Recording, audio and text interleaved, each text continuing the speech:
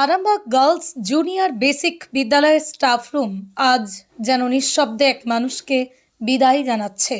৩৮ বছর ২ মাস ধরে ফুলের বাচ্চাদের স্বপ্ন আঁকতে আঁকতে যে মানুষটা সকালবেলার ঘন্টা, প্রার্থনা, পড়াশোনা, দুষ্টুমি সব কিছুর মাঝে নিজের জীবন গেঁথে ফেলেছিলেন, সেই অতনু বসু আজ বসে আছেন ভারী মন নিয়ে। সহকর্মীরা পাশে দাঁড়িয়ে কাজ করলেও চোখের কোণে আড়াল করা যাচ্ছে না এই দীর্ঘ যাত্রার টান। এর মধ্যেই প্রার্থনার ঘণ্টা বাজল।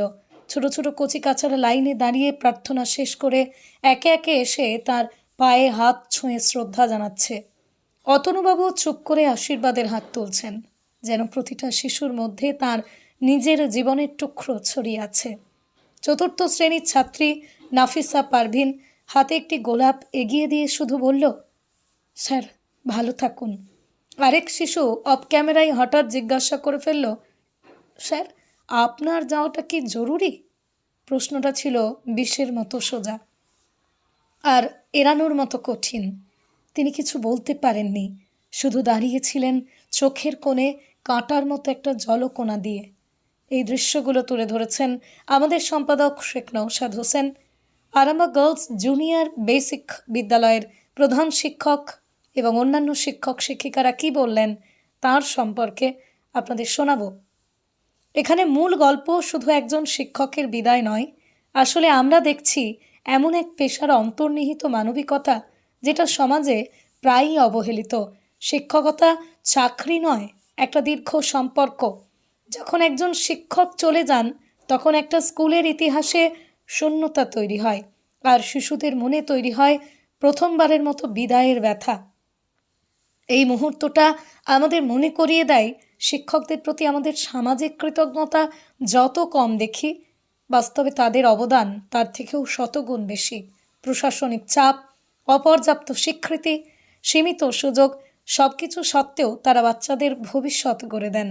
একজন অতনু বসুর বিদায় তাই আমাদের জন্য একটা প্রশ্ন ছুড়ে দেয়, আমরা কি যথেষ্ট মর্যাদা দিচ্ছি তাদের, যাদের হাতে আগামী দিনের মানুষগুলো তৈরি হয়? খবরটি ভালো লাগলে অবশ্যই আমাদের চ্যানেলটি ফলো, খবরটি শেয়ার করে পাশে থাকুন। আপনারা দেখছেন খবর আরামবাগ, যে কথা কেউ বলে না, আপনার পাশে, আপনার সাথে।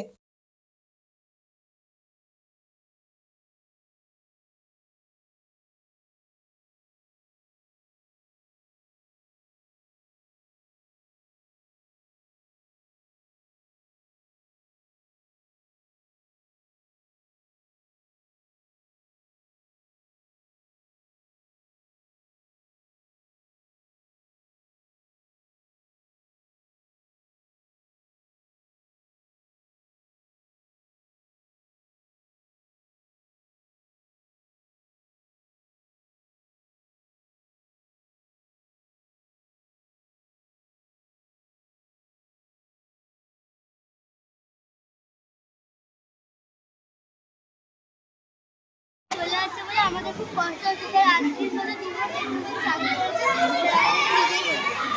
কি নাম তোমার? যে অতনু বাবুর মানে রিটায়ারমেন্টের দিন, কি বলবেন, কিভাবে তাকে মনে রাখবেন? অতনু বোস এই স্কুলে মানে কি বলবো, জীবন্ত একটা শিক্ষক। ১৯২৭ সালের ৯ সেপ্টেম্বরে ওনার কর্মজীবন শুরু হয় এবং আজকে কর্মজীবনের থেকে অবসর নেবেন। আমার সঙ্গে বিদ্যালয়ে কেটেছে প্রায় ১৫ বছর। আমি এখানে প্রধান শিক্ষক হিসেবে ১৫ বছর আছি, আমার সঙ্গে ১৫ বছর। বিদ্যালয়ের উন্নয়ন, বিদ্যালয়ের পরিকল্পনা, বিদ্যালয়ের কীভাবে পঠন পাঠন উন্নতি, সব বিষয়ে প্রত্যেক সেকেন্ডেই এত কর্মচঞ্চল মানুষ আমার জীবনে আমি কমই দেখেছি। সেই অতনুদা আজকে অবসর নেবেন, সত্যিই আমাদের খারাপ লাগছে, মন খারাপ হচ্ছে, ভারাক্রান্ত হচ্ছে। কিন্তু বিদায়ে তো নিতেই হবে, বয়স।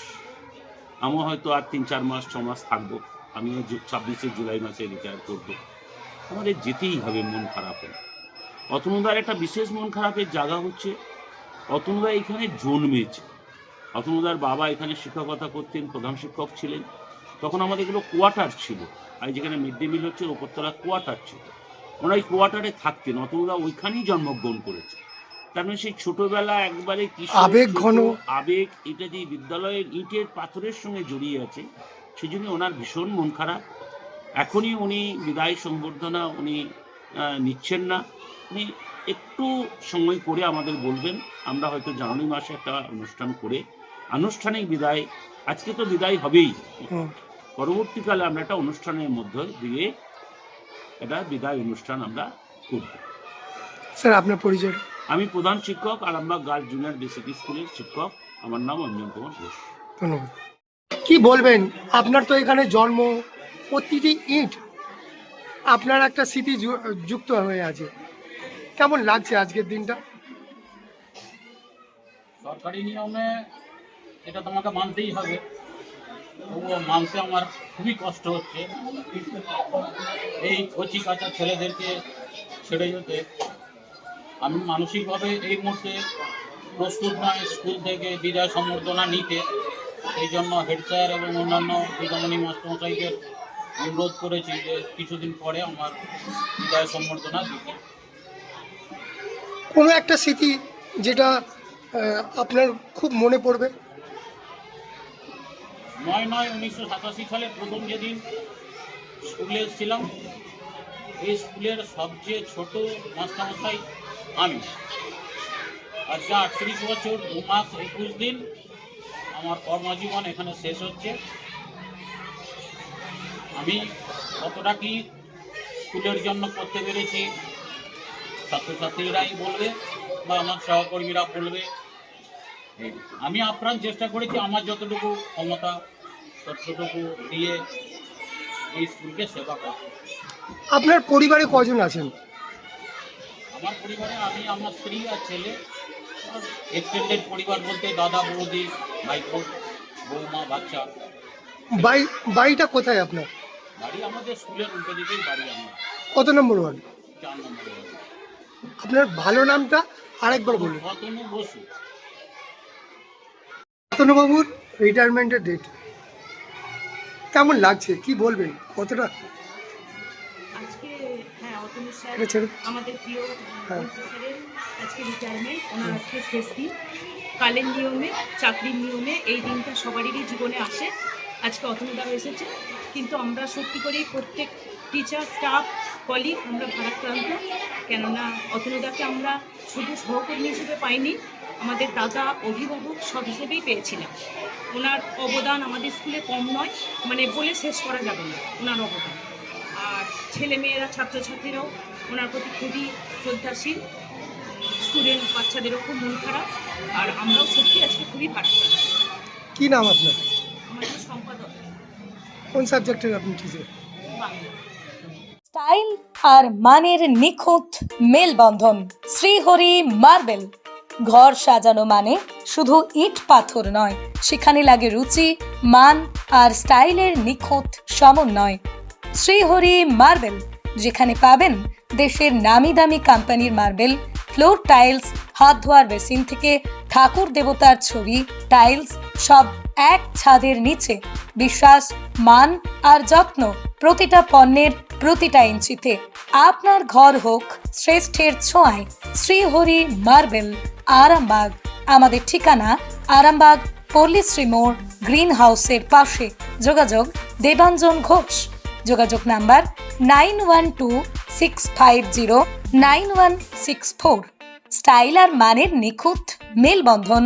শ্রীহরি মার্বেল।